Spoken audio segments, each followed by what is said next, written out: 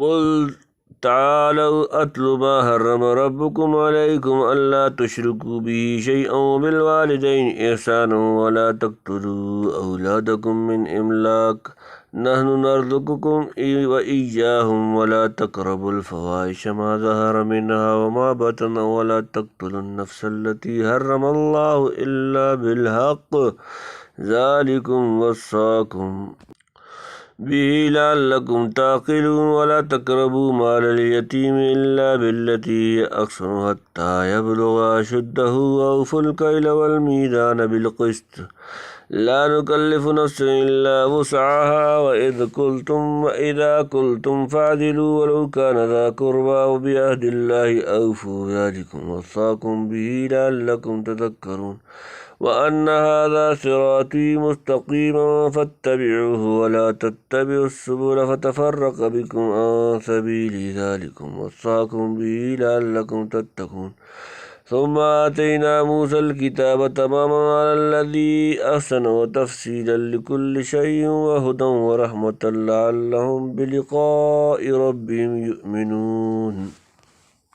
تعالوا أتل ما حرم ربكم عليكم ألا تشركوا به شيئا وبالوالدين إحسانا ولا تقتلوا أولادكم من إملاق نحن نرزقكم وإياهم ولا تقربوا الفواحش ما ظهر منها وما بطن ولا تقتلوا النفس التي حرم الله إلا بالحق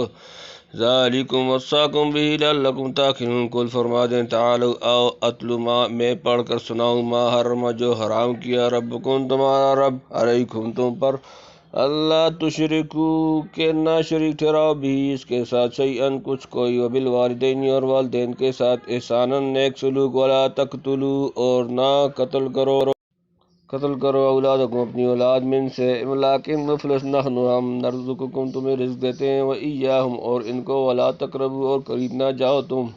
الفواحش بحیائی جمع ما ظہر جو ظاہر ہو منہا اس سے ان میں وما جو بطن چھپی ہو ولا تقتلوا اور نہ قتل کرو النفس جان التی جو جس حرم حرمت دی اللہ الا بالحق مگر حق پر ذالکم یہ وصاکم تمہیں حکم دیا ہے بھی اس کا لعلکم تاکہ تم تعقلون عقل سے کام لو سمجھو تو کہ تم آؤ میں سنا دوں جو حرام کیا ہے تم پر تمہارے رب نے کہ شریک نہ کرو اس کے ساتھ کسی چیز کو اور ماں باپ کے ساتھ نیکی کرو اور مار نہ ڈالو اپنی اولاد کو مفلسی سے ہم رزق دیتے ہیں تم کو اور ان کو اور پاس نہ جاؤ بے حیائی کے کام کے جو ظاہر ہو اس میں سے اور جو پوشیدہ ہو اور مار نہ ڈالو اس جان کو جس کو حرام کیا ہے اللہ نے مگر حق پر تم کو یہ حکم کیا ہے تاکہ تم سمجھو۔ عرب مفلسی کی وجہ سے بعض اوقات اولاد کو قتل کر دیتے تھے کہ خود ہی کھانے کو نہیں اولاد کو کہاں سے کھلائیں، اسی لیے فرمایا کہ رزق دینے والا تو خدا ہے تم کو بھی اور تمہاری اولاد کو بھی۔ دوسری جگہ بجائے من املاق خشیت املاق فرمایا ہے یعنی مفلسی کے زر سے قتل کر ڈالتے تھے۔ یہ ان کا ذکر ہوگا جو فی الحال مفلس نہیں مگر ڈرتے ہیں کہ جب عیال زیادہ ہوں گے تو کہاں سے کھلائیں گے، چونکہ پہلے طبقہ کو ہے عیال سے پہلے اپنی روٹی کی فکر ستا رہی تھی اور دوسرے کو زیادہ عیال کی فکر نے پریشان کر رکھا تھا، شاید اسی لیے یہاں من املاق کے ساتھ نرزقکم و ایاہم اور اس آیت میں خشیت املاقن کے ساتھ نرزقہم و ایاکم ارشاد فرمایا واللہ عالم۔ پاس نہ جاؤ سے شاید یہ مراد ہو کہ ایسے کاموں کے میاوی مسائل سے بھی بچنا چاہیے، مثلا زنا کی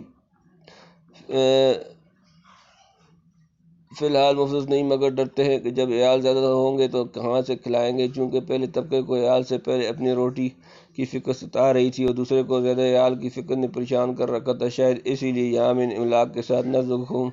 و ایاہم اور اس آیت میں خشیت املاق کے ساتھ نرزقہم و ایاکم ارشاد فرمایا واللہ عالم۔ پاس نہ جاؤ سے شدید یہ مراد ہو کہ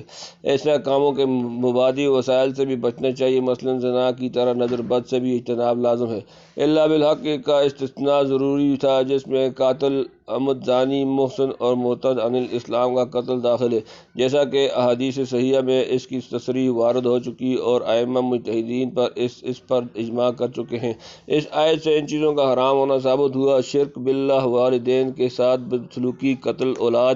سب بے حیائی کے کام مثلا زنا وغیرہ، کسی شخص کو ناحق قتل کرنا أموال اليتيم إلا بالتي هي أحسن حتى يبلغ أشده لا نكلف نفسا إلا وسعها وإذا قلتم فاعدلوا ولو كان ذا قربى وبعهد الله أوفوا ذلكم وصاكم به لعلكم تذكرون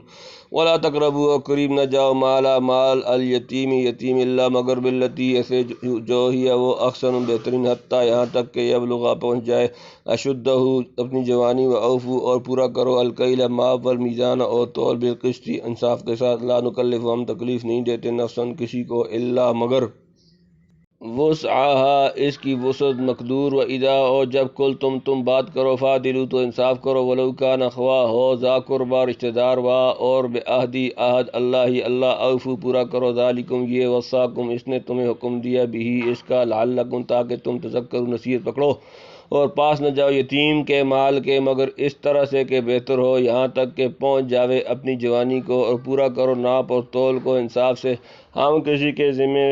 وہی چیز لازم کرتے ہیں جس کی اس کو طاقت ہو اور جب بات کہو تو حق کی کہو اگرچہ وہ اپنا قریب ہی ہو اور اللہ کا عہد پورا کرو تم کو یہ حکم کر دیا ہے تاکہ تم نصیحت پکڑو یتیم کے مال میں بیجا تصرف کرنا حرام ہے ہاں بہتر و مشروع طریقے سے احتیاط کے ساتھ اس میں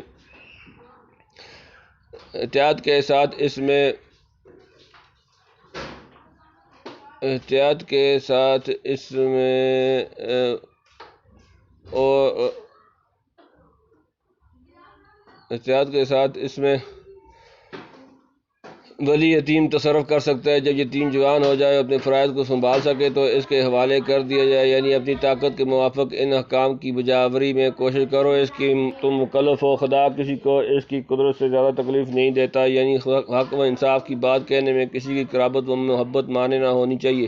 اس کے اوامر و نواہی پر پابندی سے عمل کرو خدا کے لیے جو نظر مانو یا قسم کھاؤ بشرطے کہ غیر مشروع بات کی نہ ہو اسے پورا کرنا چاہیے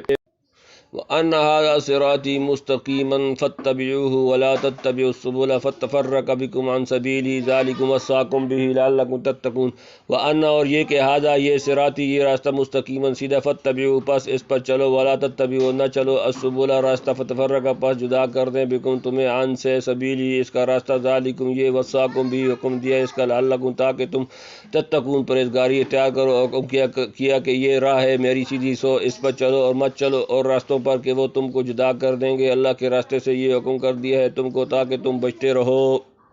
یعنی احکام مذکورہ بالا کی پابندی اور خدا کے عہد کو اعتقاداً پورا کرنا یہی صراط مستقیم سیدھی راہ ہے جس کی طلب سورہ فاتحہ میں تلقین کی گئی تھی یہ راہ تم کو دکھلا دی گئی اب چلنا تمہارا کام ہے جو کوئی اس کے سوا دوسرے راستے پر چلا وہ خدا کے راستے سے بھٹکا ثم آتینا موسیٰ الکتاب تماما علی الذی احسن وتفصیلا لکل شیء وہدی ورحمۃ لعلہم بلقاء ربہم یؤمنون ثم آتینا پھر ہم نے دی موسیٰ الکتاب تماما نعمت پوری کرنے کو اعلیٰ پر الذی جو اکثر نیکوکار ہے وتفصیلا اور تفصیل لکل شیء ہر چیز کی وہدی اور ہدایت ورحمۃ اور رحمت لعلہم تاکہ وہ بلقاء ملاقات پر ربہم اپنے رب یؤمنون ایمان لائیں پھر دی ہم نے موسیٰ کو کتاب واسطے پورا کرنے نعمت کے نیک کاموں والوں پر اور واسطے تفصیل ہر شے کے اور ہدایت اور رحمت کے تاکہ وہ لوگ اپنے رب کے ملنے کا یقین کریں معلوم ہوتا ہے کہ جو احکام اوپر کل تعالوا اتل ما حرم ربکم علیکم سورۃ نمبر 6 سورۃ الانعام آیت نمبر 151 سے پڑھ کر سنائے گئے یہ ہمیشہ سے جاری تھے تمام انبیاء اور شرائع کا ان پر اتفاق رہا کیا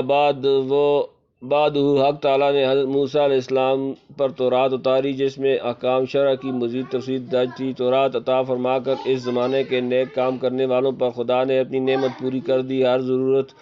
ضروری چیز کو شرع و بس سے بیان فرما دیا اور ہدایت و رحمت کے ابواب مفتوح کر دیے تاکہ اس سمجھ کر لوگ اپنے پروردگار سے ملنے کا کامل یقین حاصل کریں